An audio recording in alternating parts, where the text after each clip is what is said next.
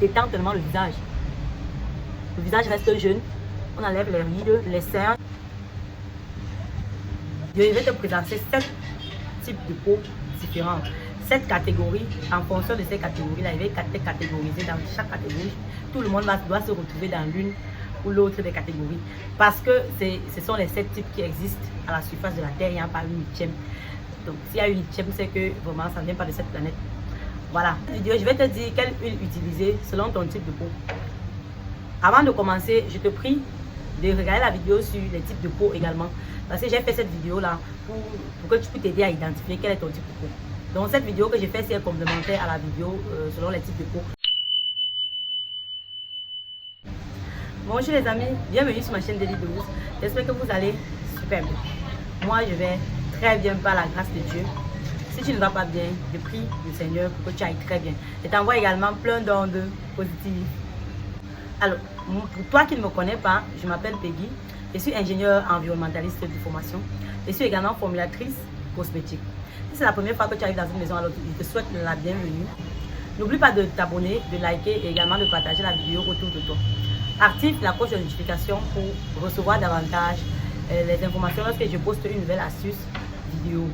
Je tiens à rappeler ici que toutes ces huiles-là sont les huiles qu'on associe déjà à sa routine. Il n'est pas question ici de te dire que non, cette huile végétale que je te donne, c'est uniquement ça que tu vas utiliser, que tu vas avoir le meilleur rendu. Non.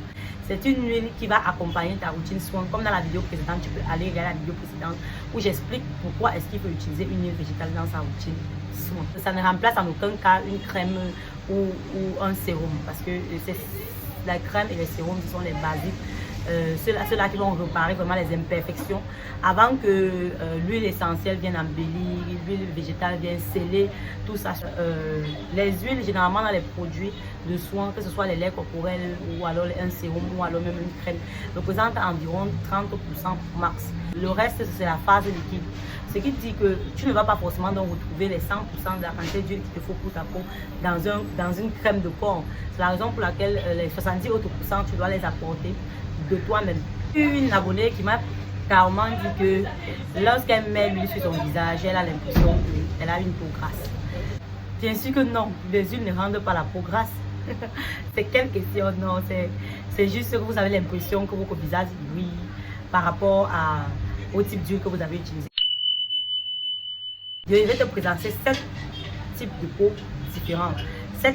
On dit souvent que la bonne charité commence par soi-même. Alors je vais commencer par ma catégorie. Peau sèche, j'en ai parlé plusieurs fois sur cette chaîne. On va avoir affaire à tout ce qui est beurre, beurre de karité, beurre de mangue, huile de coco, vraiment huile de palmiste blanc, vraiment toutes les huiles grasses là, ces 4 huiles que j'ai citées qui me viennent en tête. L'huile de beurre de karité, c'est lui que j'utilise le plus et qui me donne le meilleur rendu possible. Il y a également l'huile de palmiste blanc que j'utilise très bien, qui adhère aussi bien à ma peau. Le beurre de mangue est également bien, mais je n'ai pas encore utilisé pendant longtemps, ainsi que l'huile de coco.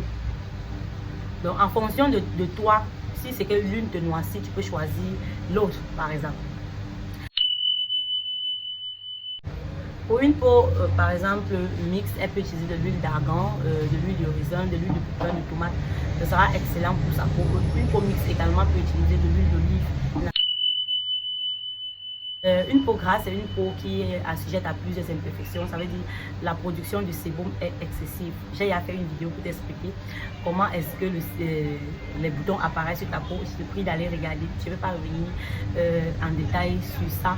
Donc la peau grasse, c'est celle-là qui a les boutons, qui a les pores très très dilatés, qui a généralement le plus d'imperfections possible sur la peau, qui laisse à désirer les sensations de comédon, les pores bouchés et tout. Vraiment. Les personnes qui ont donc naturellement la peau grasse peuvent utiliser de l'huile de nigel, de l'huile de jojoba ou alors l'huile de noisette.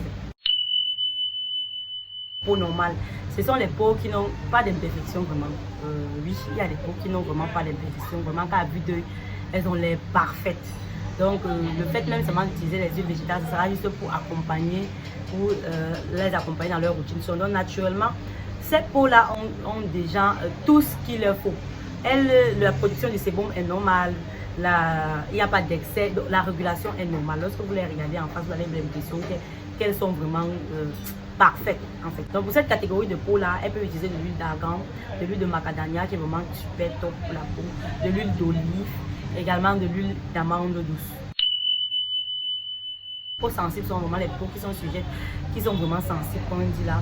On peut avoir une peau grasse, sensible, et on peut également avoir une peau sèche qui est sensible. Et dans ce type de cas, on peut utiliser par exemple l'huile de macadamia qui est très bien pour ça.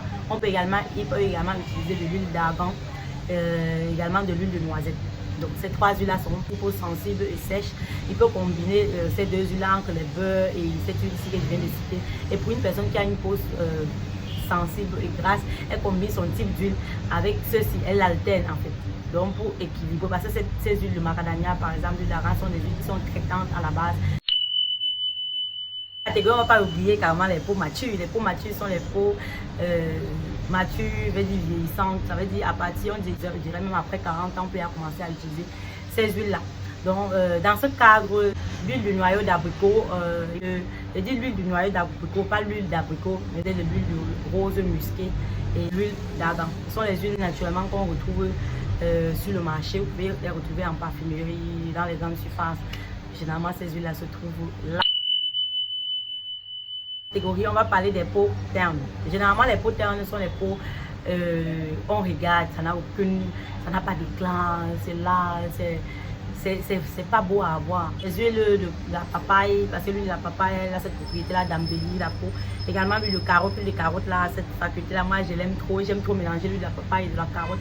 Si quelqu'un peut avoir ça chez lui, vraiment, ce sont les huiles qui sont parfaites pour. Il peut également utiliser de l'huile d'abricot pour les personnes qui ont le peau terne et de l'huile de coco. Une peau grasse peut également utiliser l'huile de carotte, l'huile de la papaye. Maintenant, ça dépend maintenant avec quelle huile on a extrait ça. Si par exemple, on a extrait ton huile avec une... J'ai parcouru alors des 7 catégories. Ces huiles que j'ai citées là ne sont pas... vous n'allez pas rester vous focaliser uniquement sur ça. Il y a beaucoup d'autres huiles. Maintenant, en fonction de votre type de peau, vous faites vos petites recherches là-dessus pour savoir est-ce que cette huile-là va donner avec votre type de peau.